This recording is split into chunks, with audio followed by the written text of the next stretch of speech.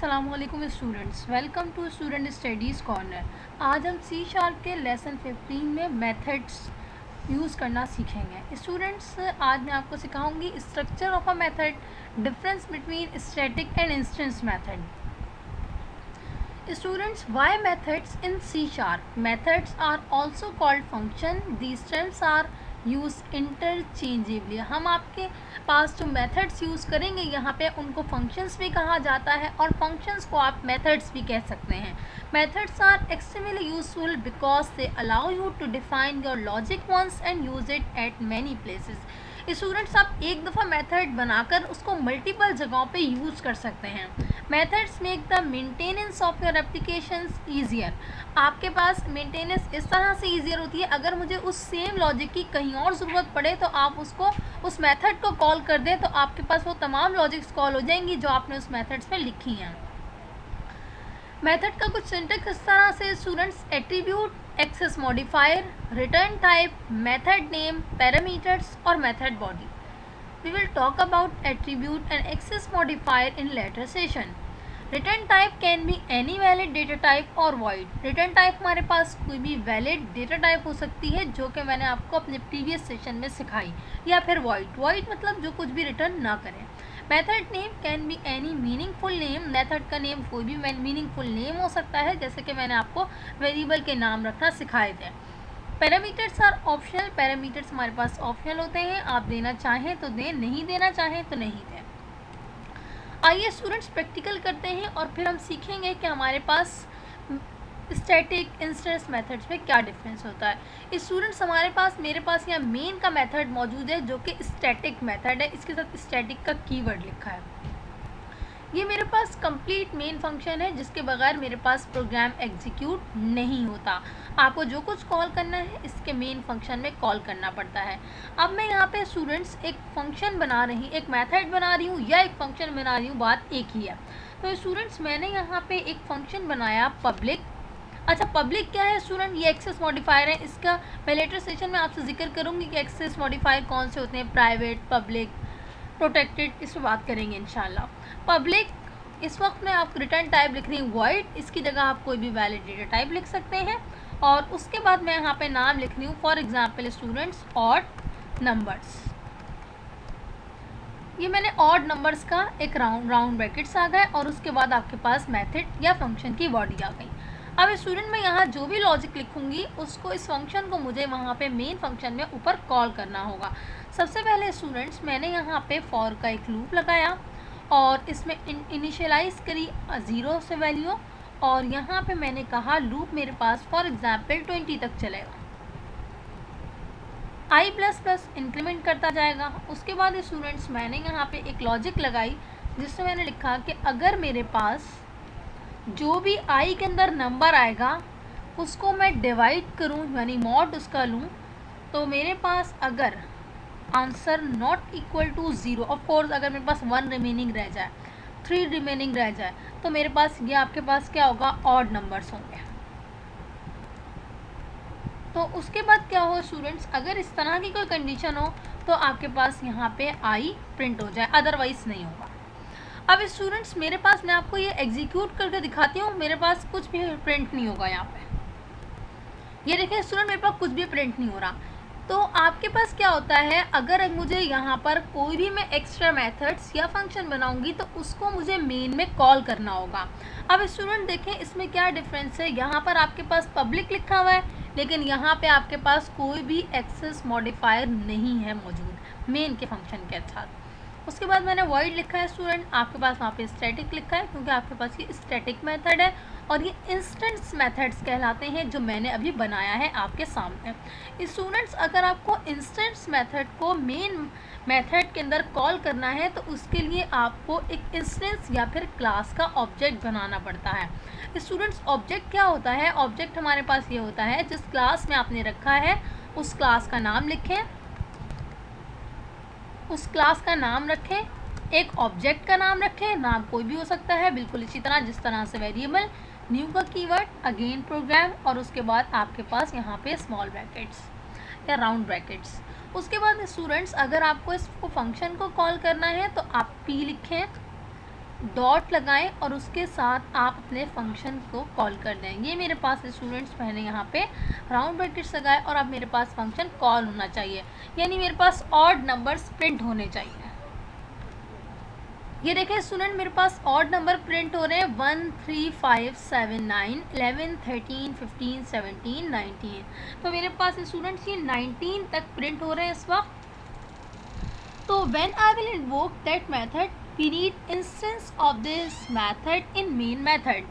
आपको अगर इस फंक्शन को कॉल करना है, इन्वोक करना है, तो फिर आपको क्या करना होगा कि मेथड का कोई इंस्टेंस या कोई ऑब्जेक्ट बनाना होगा। तो आपके पास स्टूडेंट्स ये मेथड इंस्टेंस मेथड कहलाता है। स्टूडेंट्स अगर कोई आपके पास स्टैटिक मेथड बनाए तो फिर कैसे कॉल होगा, इस पे बात करते हैं। स्टूडेंट्स फॉर एग्जांपल मैंने यहाँ पे एक मेथड बनाया जो कि स्टैटिक है। मैंने स्टूडेंट्स यहाँ पे लिखा पब्लिक, इसके साथ लिखा स्टैटिक और उसके बाद वॉइड। अब मेरे पास देखें यहाँ पे क्या एरर आ रहा है।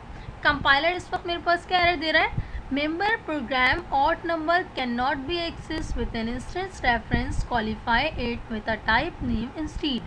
स्टूडेंट्स अगर आपके पास मेथड स्टैटिक हो तो आप उसको ऑब्जेक्ट या इंस्टेंस बना के कॉल नहीं करते, बल्कि आप उसको डायरेक्ट क्लास के नाम से कॉल करते हैं। कैसे, मैं आपको बताती हूँ।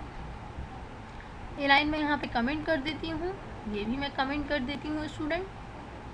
अब देखें आपके पास क्या होगा कि अगर आपको इंस्टेंस आपने स्टैटिक मेथड रखा है तो आप डायरेक्ट क्लास का नाम लिखें और डॉट के साथ अपने मेथड को कॉल कर दें। अब स्टूडेंट्स आपके पास ये ऑड नंबर प्रिंट हो जाने चाहिए।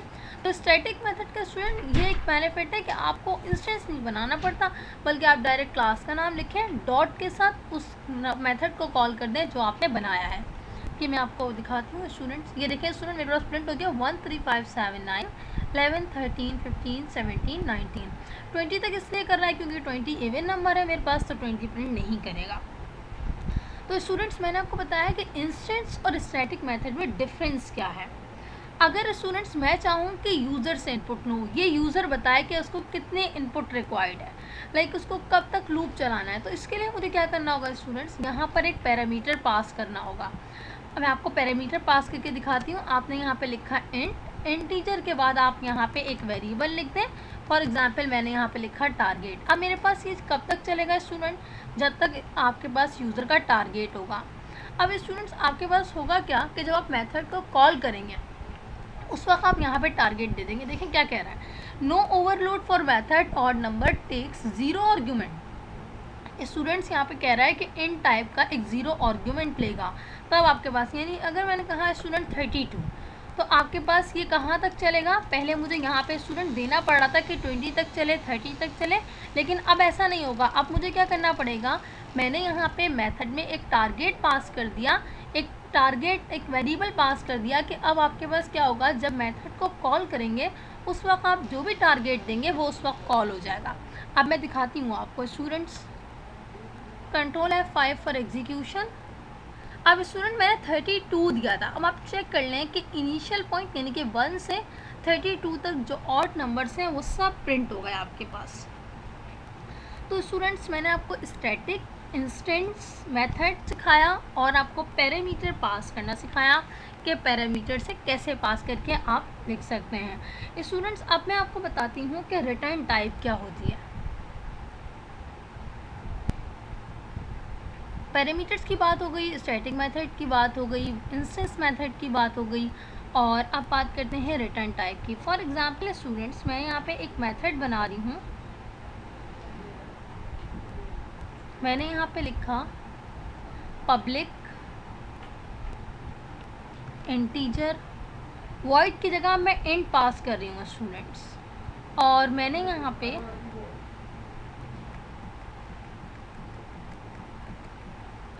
सॉरी पहले मैं इस फंक्शन यहाँ से इसको रिमूव कर देती हूँ स्टूडेंट्स, मैं अपना एक नया मेथड बना लेती हूँ। अब स्टूडेंट्स मेरे पास क्या होगा कि मैं यहाँ पे एक मेथड बना रही हूँ और मेथड की जगह यहाँ मैं पास कर रही हूँ एक मेथड, और उसके अंदर मैंने लिखा पब्लिक इंटीजर और ऐड एक मेथड का नाम रखा और नाम रखने के बाद स्टूडेंट्स मैंने यहाँ पे दो वेरिएबल रखे, x इंटीजर y। अब वेरिएबल में मेरे पास क्या होगा स्टूडेंट्स, यहाँ पे मेथड की बॉडी में जो भी आप अब यहाँ पे करेंगे उसमें आपको इंट टाइप का कुछ भी रिटर्न करवाना पड़ेगा, क्योंकि मैंने वॉइड नहीं इंट लिखा है। तो स्टूडेंट्स मैं यहाँ पे रिटर्न करवा रही हूँ x प्लस वाई, क्योंकि मेरे पास ऐड का फंक्शन है। मैं ऐड का नाम रखा है, आप इस फंक्शन का नाम कुछ भी रख सकते हैं। अब क्या होगा स्टूडेंट्स, जब आप यहाँ पे फंक्शन को कॉल करेंगे तो आपको यहाँ पे देखें स्टूडेंट, सबसे पहले आपके पास मैंने एक क्लास का ऑब्जेक्ट बनाया, उसके बाद मेरे यहाँ पे फंक्शन का नाम है ऐड, तो मैं यहाँ पे ऐड रख लेती हूँ। ये स्टूडेंट्स मेरे पास मेरे फंक्शन का नाम हो गया। अब आपके पास क्या होगा, आपके पास ये इस तरह से नहीं कॉल होगा, क्या कह रहा है, local variable program B no overload for method add takes 0 arguments, ये कुछ आर्ग्यूमेंट्स लेगा।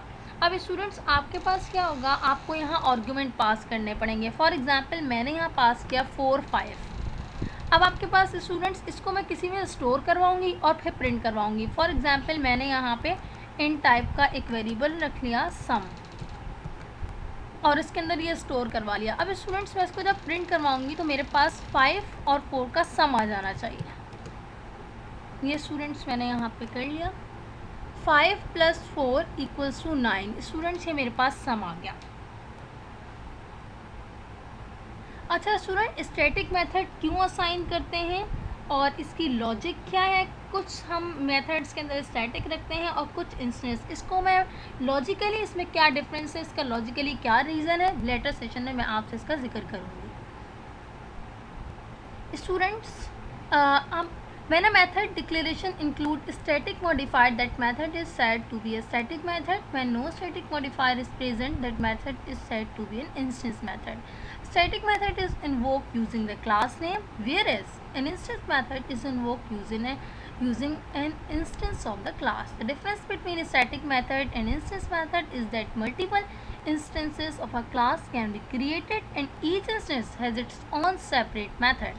However, when a method is static, there are no instances of that method and you can invoke only that one definition of the static method. Students, that's it today. आप मज़ीद additional resources के लिए student study scholar को visit कर सकते हैं, वहाँ पे इंटरव्यू क्वेश्चन और डिफरेंट एप्लीकेशन को पढ़ सकते हैं। स्टूडेंट्स, आज के सेशन में मैंने आपको स्टैटिक और इंस्टेंस में डिफरेंस बताया, पैरामीटर कैसे पास करते हैं ये बताया, रिटर्न टाइप क्या होती है ये बताया। स्टूडेंट्स, अगर आपको मेरी ट्यूटोरियल पसंद है लाइक करें, शेयर करें, चैनल को सब्सक्राइब करें। Thank you so much for watching and have a nice day. अल्लाह हाफिज़।